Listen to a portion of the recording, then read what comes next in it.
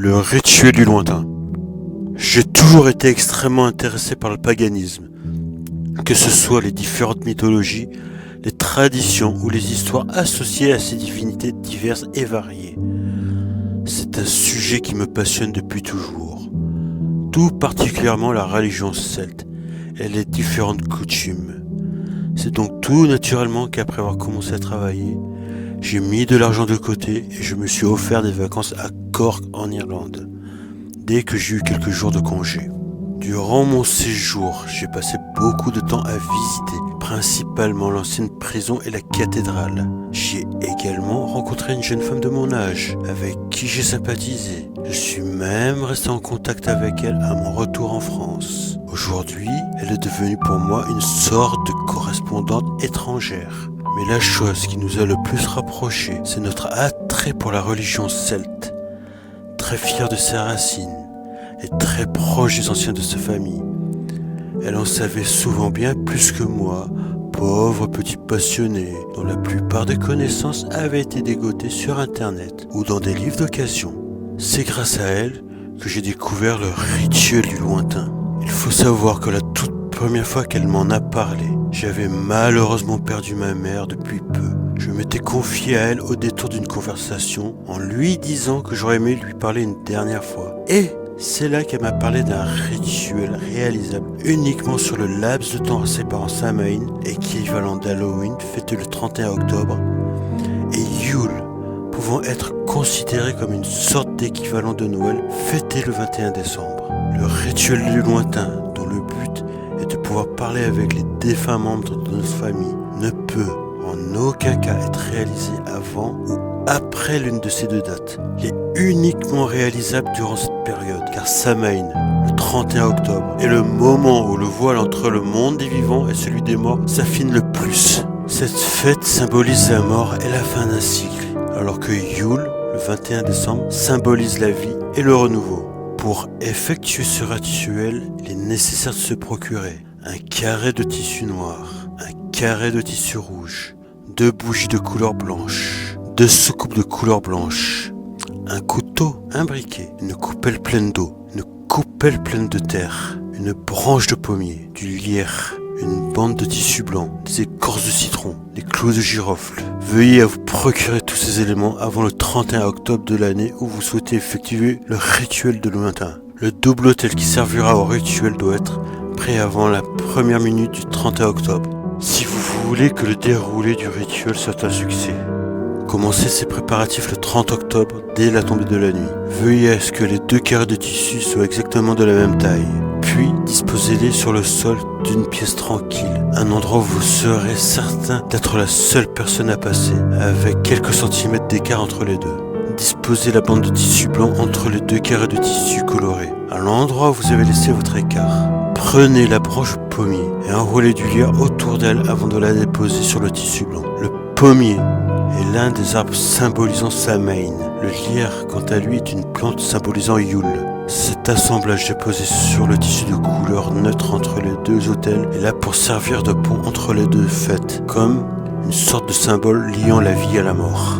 Déposez la coupelle pleine d'eau au centre du carré du tissu noir et la coupelle pleine de terre au centre du carré de tissu rouge. L'eau est l'élément associé aux célébrations de la fête de Samhain et le noir sa couleur.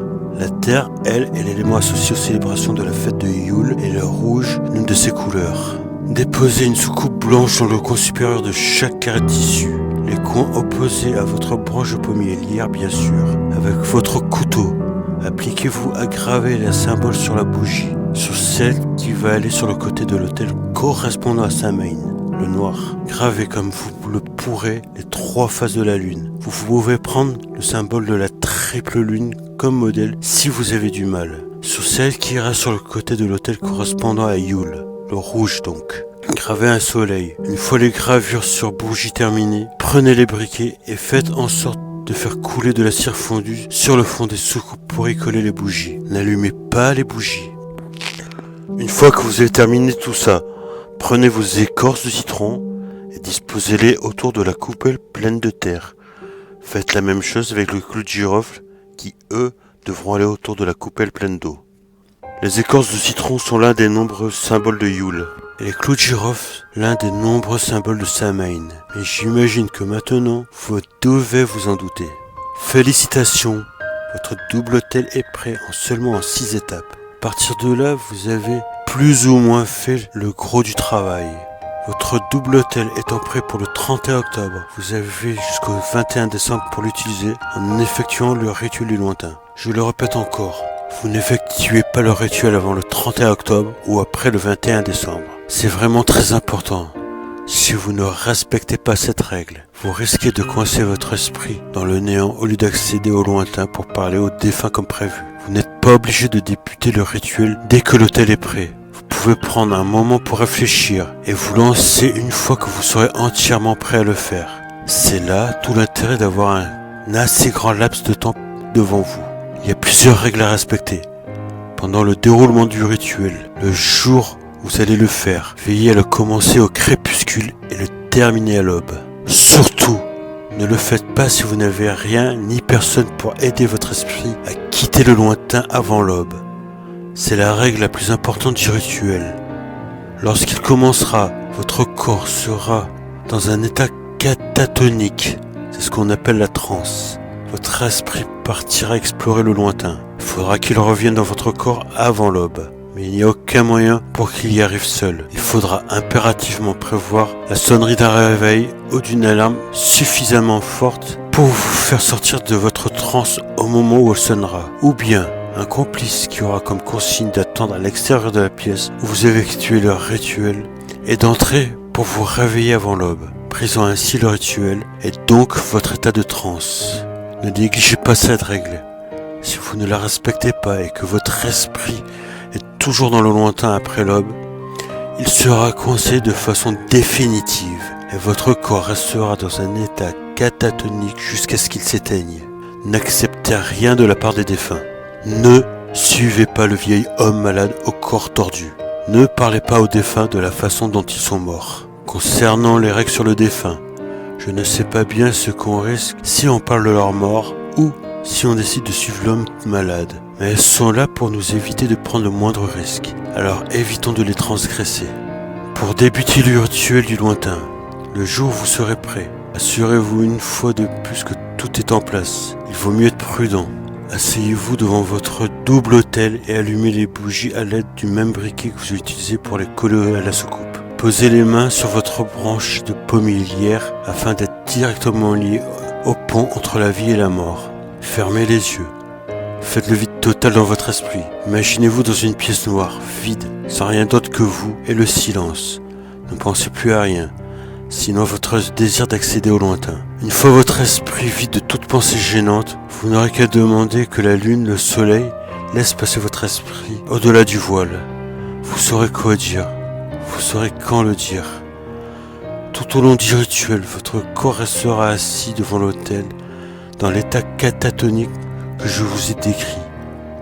Si tout va bien, vous vous retrouverez pendant un moment dans le lointain auprès de vos proches disparus. Je l'ai fait l'année dernière.